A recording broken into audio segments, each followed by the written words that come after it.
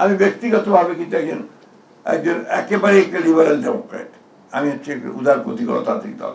এই সরকার আপনারা জানেন যে দীর্ঘ সংগ্রামের পরে এবং আমাদের প্রধানমন্ত্রী তিনি অনেক নির্যাতনের পরে আজকে আমরা একটা রাষ্ট্র পরিচালনার দায়িত্বে এসেছি। এই দায়িত্বে আসার পরে পরে যে ঘোষণাগুলো তিনি দিয়েছেন সেই ঘোষণার মধ্যে কিন্তু আমাদের সংবাদ মাধ্যমের স্বাধীনতাকে নিশ্চিত করার ব্যাপারটা তিনি বারবার করে বলেছেন।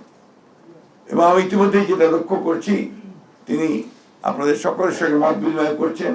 মত বিনিময় করে যেটা কিছুক্ষণ আগে আমাদের তথ্যমন্ত্রী মহোদয় বললেন যে তিনি গোটা সংবাদ মাধ্যমে যেন একটা সুবাতাস বয় সেই রকম একটা পরিবেশ তৈরি করার চেষ্টা করছেন। দুর্ভাগ্য আছে আমাদের যে বাংলাদেশে আমরা সবসময় কিন্তু সহজেই সবকিছু সোজা পথে পাই না। আজকে আবার বিভিন্নভাবে বিভিন্ন গোষ্ঠী মাথা চাড়া দিয়ে উঠছেন, তারা বিভিন্নভাবে সমস্যা তৈরি করছেন, অনেকের আইন শৃঙ্খলা পরিস্থিতি নষ্ট করছেন। আপনার স্বাভাবিকভাবে যে সমস্ত যে কথা কিছুক্ষণ আগে বলা হলো যে আপনার সোশ্যাল মিডিয়াতে যে সমস্ত আপনার প্রচারণা হচ্ছে, যে সমস্ত অপপ্রচার হচ্ছে, এই সব কিছু মিলিয়ে কিন্তু সমাজকে আবার ভিন্ন পথে পরিচিত করবার একটা উদ্যোগ আছে, একটা কনসাস এফোর্ট আছে। সেই এফোর্টটাকে যেন আমরা সবাই মিলেই এটাকে প্রতিরোধ করতে পারি, প্রতিহত করতে পারি এবং সঠিকভাবে এগিয়ে যেতে পারি, সেই চেষ্টাটা আমাদের করা দরকার। আমি এর আগেও বলেছি যে আমি ব্যক্তিগতভাবে কিন্তু একজন একেবারে একটা লিবারেল ডেমোক্র্যাট। আমি হচ্ছে উদারপন্থী গণতান্ত্রিক দল। আমি এখানে আপনার কোনো ধর্ম, বর্ণ বা অন্য কোনো কিছুর ভিত্তিতে এখানে বিভাজনের পক্ষে নই। আমি সকলকে সমান অধিকার দেওয়ার পক্ষপাতী একজন মানুষ। এই জন্যই আমি সবসময় বলে থাকি যে বিএনপিকে আপনারা যদি কেউ মনে করেন যে বিএনপি একটা বিপ্লবী দল, সেই বিপ্লবী দল কিন্তু বিএনপি নয়। বিএনপি একটা লিবারেল ডেমোক্রেটিক পার্টি, সমন্বয়বাদী দল। এটাকে আপনার সবসময় মনে রাখতে হবে আমাদেরকে।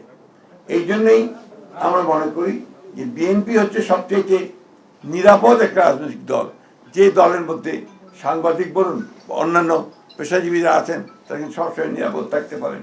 কারণ বিএনপি অন্যের মত সহ্য করবার একটি রাজনৈতিক দল এবং সেইটাই আমরা বরাবর করে এসেছি।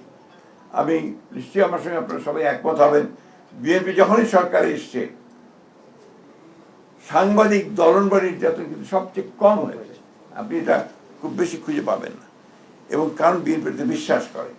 আমি সেই কারণে আজকে বলি যে 16ই জুন আমাদের মনে রাখতে হয়েছে যে আওয়ামী লীগের সেই দুঃশাসন যে আপনার 72 সাল থেকে 75 সাল পর্যন্ত, এটার উপরে বোধহয় আমাদের ডক্টর প্রফেসর সাইদুর রহমান সাহেবের একটা বই আছে, আওয়ামী দুঃশাসনের 3 বছর না 5 বছর।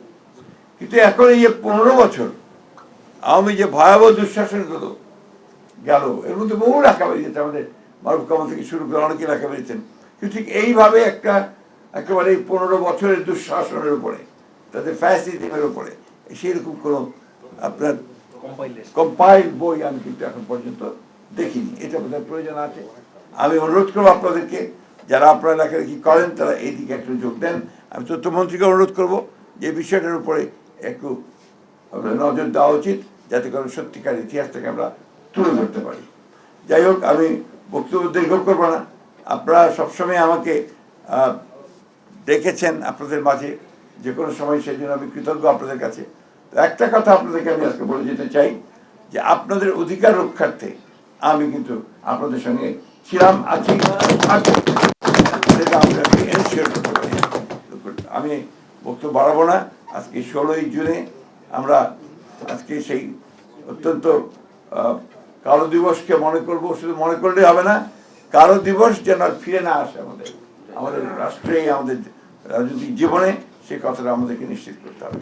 আপনাদের সকলকে ধন্যবাদ।